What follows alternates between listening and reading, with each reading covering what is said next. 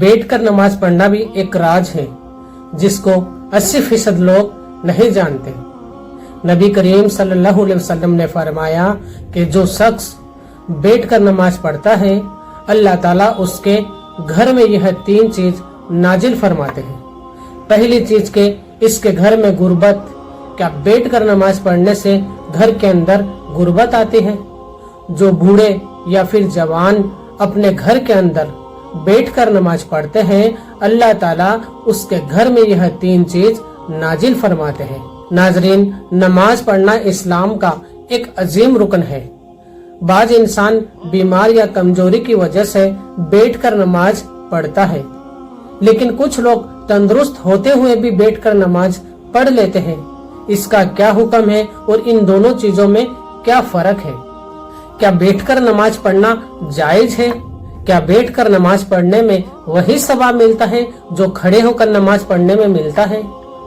यह जानना जरूरी है कि शरीयत में और नबी करीम सल्लल्लाहु अलैहि वसल्लम ने इस बारे में क्या हुक्म फरमाया, किस हालत में बैठकर नमाज पढ़ना जायज है और कब बैठकर नमाज पढ़ना नाजायज हो जाता है। इस वीडियो में हम कुरान और हदीस की रोशनी में इन सवालों के जवाब जानने की कोशिश करेंगे। नमाज जो कि मोमिन की मिराज है, जो कि खड़े होकर ही नहीं पढ़ी जाती बल्कि उसको हर हाल में अदा करने का हुक्म है। हजरत आयशा रज़ियल्लाहु अन्हा से रिवायत है कि नबी करीम सल्लल्लाहु अलैहि वसल्लम अपनी उम्र के आखिरी अय्याम में बैठकर नमाज पढ़ते थे। इससे यह पता चला कि जरूरत के हिसाब से बैठकर नमाज पढ़ना सुन्नत भी है। जो शख्स किसी मजबूरी या कमजोरी की वजह से बैठकर नमाज पढ़ता है अल्लाह ताला उसको यह 3 इनामात अता फरमाते हैं। कमजोरी होते हुए भी बंदा नमाज अदा करता है, दिल से नमाज पढ़ता है तो अल्लाह के करीब होता जाता है। नबी करीम सल्लल्लाहु अलैहि वसल्लम ने फरमाया, जो बंदा बैठकर नमाज पढ़ता है अल्लाह ताला इसके घर में 3 चीज नाजिल फरमाते हैं। जो शख्स किसी मजबूरी या कमजोरी की वजह से बैठकर नमाज पढ़ता है उसको यह 3 इनामात अल्लाह ताला अता करते हैं। नंबर 1, अल्लाह गुर्बत को दूर कर देते हैं, और नंबर 2, अल्लाह बीमारी को दूर कर देता है, और नंबर 3, अल्लाह ताला घर में सुकून और रहमत नाजिल फरमाता है। इन 3 इनामात में बहुत से राज छुपे हैं। सबसे पहले अल्लाह गुर्बत को दूर करता है। गुर्बत दूर होगी तो रिज़्क की तंगी भी खत्म हो जाएगी। और नंबर 2, अल्लाह ताला बीमारी को दूर करता है तो सेहतमंद इंसान होगा तो सबसे बड़ी उसकी परेशानी दूर हो जाएगी। और नंबर 3, अल्लाह ताला घर के अंदर सुकून अता करता है।